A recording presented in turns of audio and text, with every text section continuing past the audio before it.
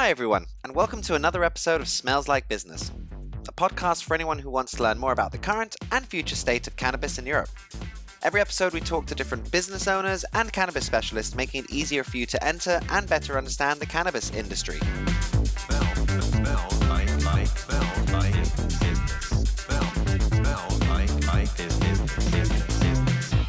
I'm your host Tom, and on this episode we have Davina Kaonohi on the show. She is the CEO and co-founder of Element Apothec, a recently launched CBD health and wellness brand from LA. They produce different products using natural ingredients combined with CBD, as well as with some other minor cannabinoids. As a company, they are on a mission to be as transparent, organic, and sustainable as possible. We discuss some of the challenges involved there, as well as some of the systems and innovations that are in place to help companies achieve these goals. Davina shares the backstory of Element Apothec, which actually has some family history and origins tied to their remedies, and how she is now bringing those remedies into the 21st century. She also shares how they are trying to create brand awareness, which is especially hard in what is becoming an ever-increasingly crowded CBD market. So, without further ado, let's begin. Hi, Davina. Welcome to the show. How are you doing? I'm doing good today. Good. Very glad to hear. So yeah, let's talk a little bit about Element Apothec, your CBD health and wellness brand. Yeah, how would you describe it in your own words?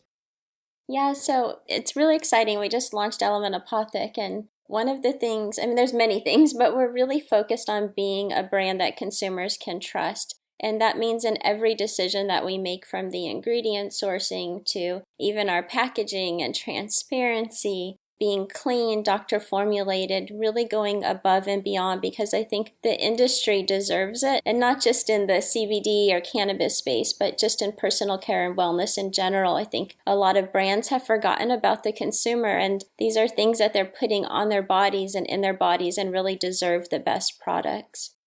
Yeah, and especially when you're talking about health and wellness or things that get absorbed into your body, it's just so important that you actually know what's in these products. So let's talk a little bit about the beginnings of the company, because as far as I understand it, there is some family history involved. So what is the story there exactly? Yeah, it's really interesting and I think an incredible story. So my great aunt about 10 years ago was diagnosed with several medical conditions and several autoimmune diseases, which is actually rare to have more than one or two autoimmune diseases. But some of the things that she was experiencing also on top of the symptoms and the problems from the medical problems were obviously a lot of stress and restless nights and pain. And in addition to that, some of the medications that she was being prescribed, those in themselves with the preservatives and toxins that they also hold, were causing her more problems. And she was also having some severe allergies. So she really had to take her health into her own hands and started looking at what were alternative remedies that she could use to take care of herself. So she really dove into plant-based medicine and became certified in essential oils. She started growing her own cannabis plants in her living room and making Rick Simpson oil, and started creating tinctures that could help her to substitute some of the medications and prescriptions and over-the-counter stuff that the doctors were recommending. She started creating lotions and balms and bath soaks, so everything you can imagine to help manage and support some of these symptoms, as well as helping her have better night's sleep and just bringing her body to a point where it felt more calm. So over the years, she developed over 40 formulations for herself and for many other people. At that time, she didn't have a good prognosis, and she was partially bedridden. Today, she's out of bed, for many years now, and living life. She's experiencing other stuff, but she was able to push through and manage, mostly just because of the support of the products that she created. And so a couple years ago, I helped her build a website. She really had no idea what to do with it. And at that time told me that she really wanted her products to go from the kitchen to the world. So a year ago, I took over the business. I partnered with medical doctors because it was really important to me. If we were going to be asking people to put these products in and on their bodies, I needed to be certain that the products that we were putting out there were the best that they could be. At that time, we also researched some other minor cannabinoids that have a lot of research in helping to support and provide a better product. So we slightly reformulated the products utilizing most of what she had created and just further enhancing them. And slightly changing the amounts of the ingredients in there to make them more effective. We've, rebranded, we have sustainable packaging. Our lotion tube is made out of sugarcane ethanol. Our outer tubing is all cardboard, and thinking about even the ingredient sourcing of being eco-cert or organic, of the choices we made, going over the board with testing. We partner with a transparency company for traceability and really making sure that the consumer knows every single ingredient in our products, because as you may or may not know, if your ingredient percentage, especially in the US, falls below a certain percentage, you actually don't even have to put it on your label. So consumers may be taking in things they have no idea what's even in those products, or they hide things under names that seem like it's good for you, but maybe over time that accumulation isn't good. So we worked on making sure we could have the best product, having a really great team, an incredible medical advisory group, and we just actually launched our products a couple months ago. I really love it that it's almost, I wouldn't say it's a family-run business, but it's got family roots. So let's talk a little bit about your company's ethos and approach. I mean, it all sounds good on paper, but how easy or difficult is it to achieve in reality? It took a lot more time than we anticipated, and part of it was because we also did want to come out as we launched with certain certifications to say we already have gone through this extra effort. And it's unfortunate that companies have to do that, and you can't just say, hey, we're a company you can trust.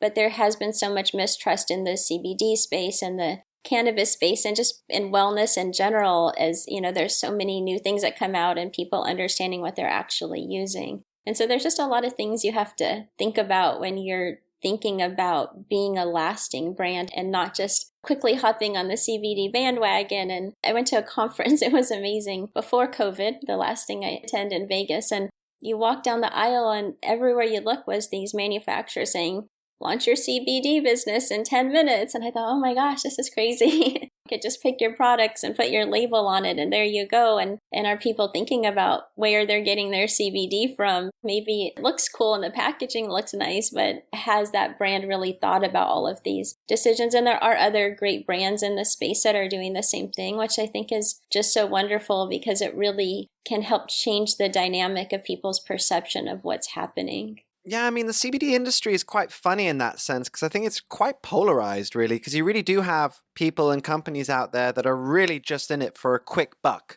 And then you also have other companies and people who are out there to produce the best quality products at the highest standards and who really do want to help people. Yeah, and I just quickly want to come back to this topic of white labeling. On the one hand, I actually think it's good that there are white labeling services out there. I was talking to Craig Henderson on episode 5, who also has his own CBD company, and we were actually discussing the pros and cons to white labeling. And the good thing about it is that it allows and offers people an opportunity to have their own CBD brand without having to have serious capital or make a huge initial investment. But of course, on the other hand, if it is so easily available and people are not willing to do their research or homework, or are just looking for the cheapest producers with no ethical or environmental standards, well, yeah, then that's definitely a big problem. So, what has been the biggest challenge or problem you've had to face so far as a company?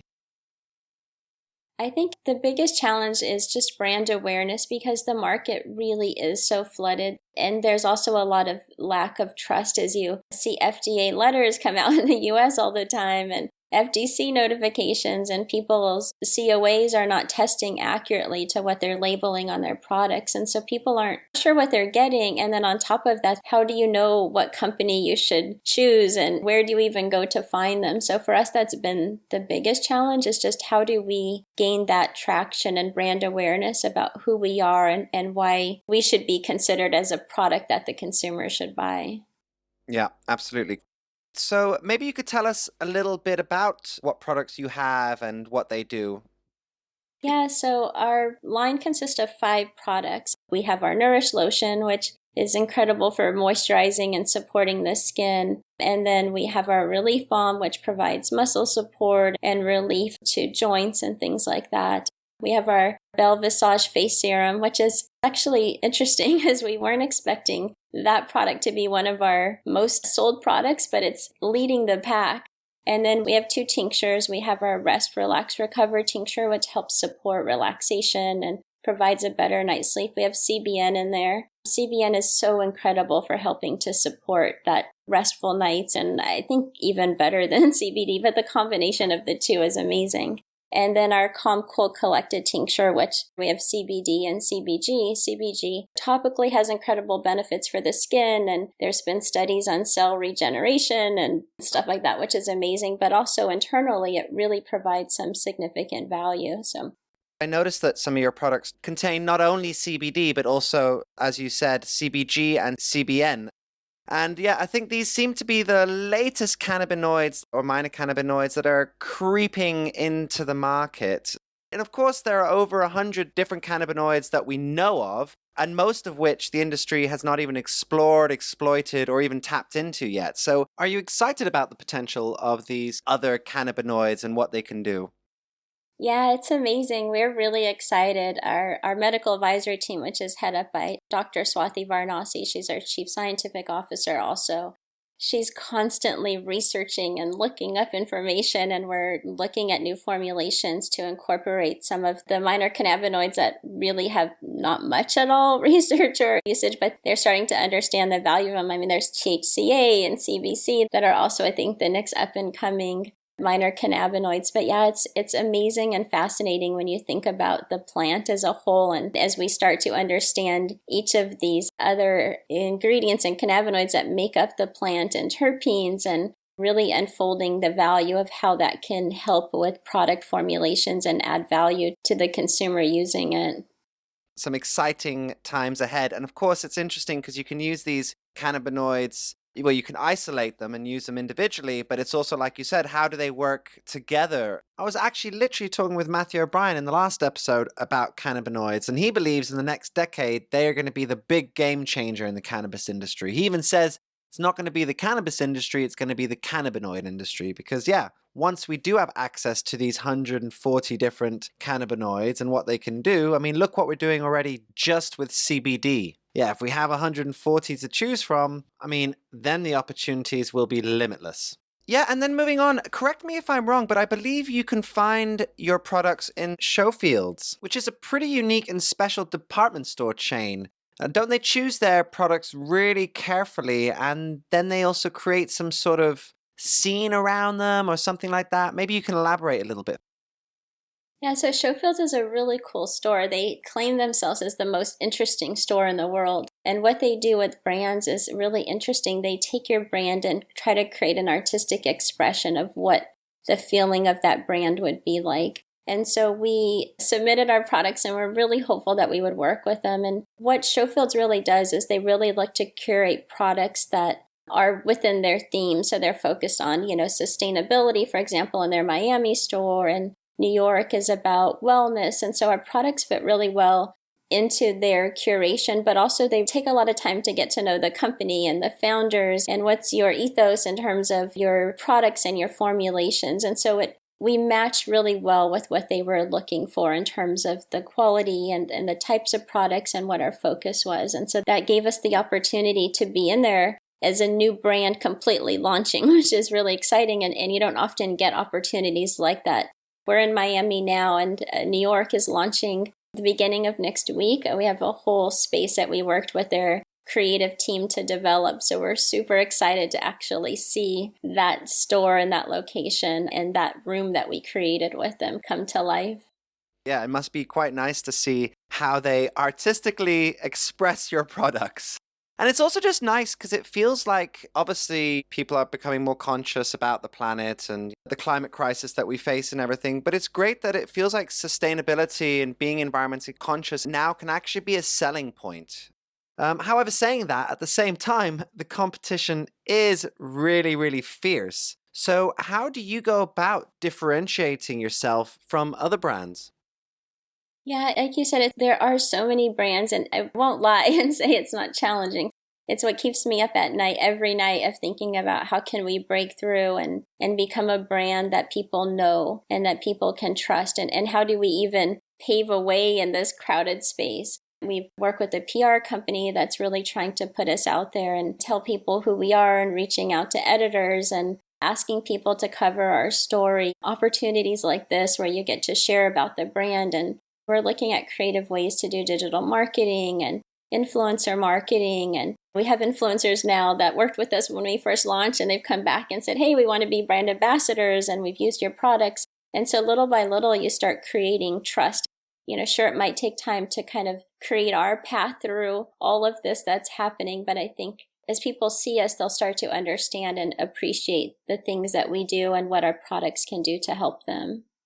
I noticed that you create partnerships as well, which I think is really nice. And you actually briefly mentioned it, that you've also partnered up with TagOne to create more transparency with your customers. And so how it works, as far as I understand, is that you can scan a QR code, which is on the labeling of all your products. And then with that code, you're able to actually trace the path of all your ingredients from their initial source all the way to shelf. That is awesome, and is something I believe should be mandatory and implemented in all industries, or at least anything to do with health and wellness to start with. How did this partnership with TagOne come to fruition, and how does this system work exactly? You described exactly how it works, and the relationship developed because we really were focused on having this type of transparency in our products and had done research on what companies were doing that. And TagOne, they're incredible. You should actually have Joe on your show, that is the CEO of the company, because they go across not just cannabis and CBD, but wellness companies. And what they're doing is so amazing, because that QR code and what we're working with them on now further developing isn't just to only show the ingredients, but really to tell the story of the brand. So if a consumer is in a retail store and they scan the QR code, all of a sudden, here's your whole story. Here's the traceability of your ingredients. Here's establishing a connection in a place that you might otherwise not have that opportunity to do it. And then behind that, like you said, they're working with manufacturers and really building out this incredible platform that's going to allow this kind of detailed transparency and traceability on all of the ingredients. So we're really excited to be working with them and seeing all of the things that also continue to develop from their company. Yeah, and it's really great because, of course, like you said, there's this traceability and transparency, and I think customers, they want this information. But also on top of that, it's cool that it portrays and shows the story of your product as well. And I think that's really nice to actually, know in depth how this product came to be where it is now. Yeah, very cool. So yeah, I noticed also that you are raising funds on WeFunder, which basically allows regular folk to invest into your brand. Can you tell us a little bit more about how it works and how useful it has been for you as a company? Yeah, so we looked at exploring ways to raise money, and being a new company, especially in a space that's crowded like that, is, you can imagine, quite tricky because a lot of investors aren't sure if you're going to be a brand that's going to make it. And so we explored the option of crowdfunding for several reasons. Is an easier entry to be able to at least launch our initial fundraising, but also because we had friends and family and other people that we've known who were excited to support us. And so what's great about crowdfunding, as you mentioned, is it allows both the accredited investor that can invest up to as much as they want to invest that falls within your fundraising cap, but also anyone can invest, unaccredited investors at a minimum of $100. And so it makes it a really easy entry point for anybody to get in and really be able to support, our company or other companies. Yeah, no, definitely. And would you recommend crowdfunding to anyone who wants to get their company or brand off the ground? Is it a useful tool or a good method to create capital? Yeah, it really is a great tool. Like I said, I don't know what kind of, the options would have been a little bit harder. We have also self-funded as well to be able to launch the company, but having that additional money coming from crowdfunding has really made a huge impact and really helped us be able to launch.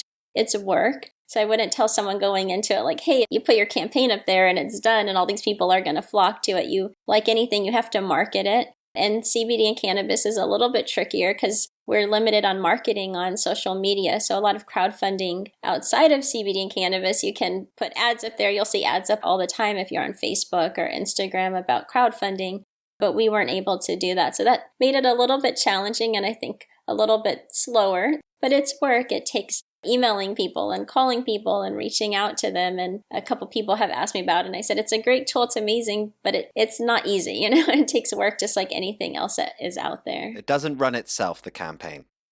Yeah, exactly. So, what advice would you give to anyone who's thinking of starting their own cannabis wellness brand or CBD body care company? Is there anything they should maybe particularly look out for?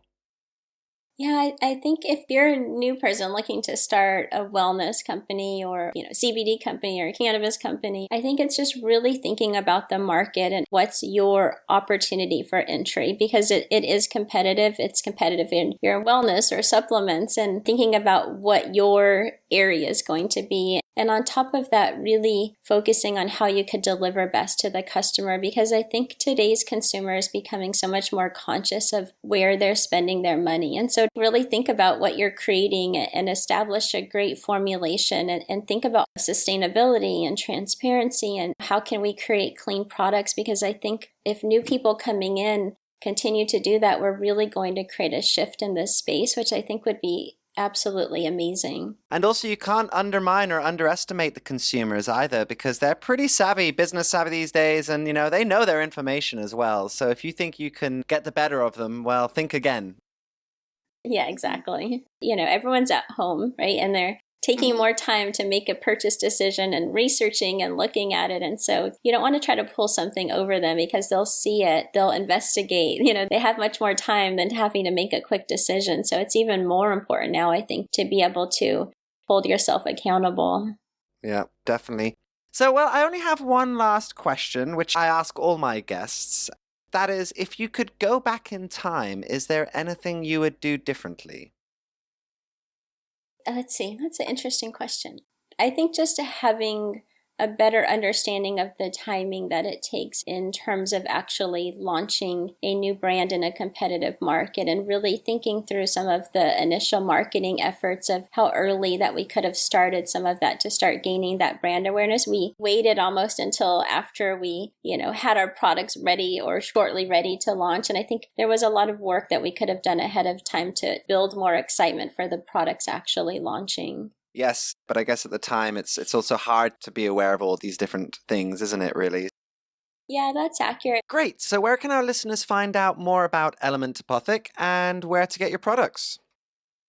Yeah, so you can go online at elementapothec.com. We have an Instagram page as well. And if you want to connect with me directly, I have a LinkedIn account at Davina Kaonohi. You'll find me or look for Element Apothec, and you could find me that way on LinkedIn also. Great. Well, thank you, Davina. It's been an absolute pleasure having you on the show. Great. Yeah, thank you so much for this opportunity. You're absolutely welcome, Davina. Take care. Great. So that was Davina Kaonohi, who I just want to thank again for coming on the show. Make sure to check out their website at elementapothec.com. Apothec is spelled Apothec. Also, make sure to subscribe to this podcast and check out our website at www.smellslikebusiness.com. I've been your host, Tom. Have a green day, everybody.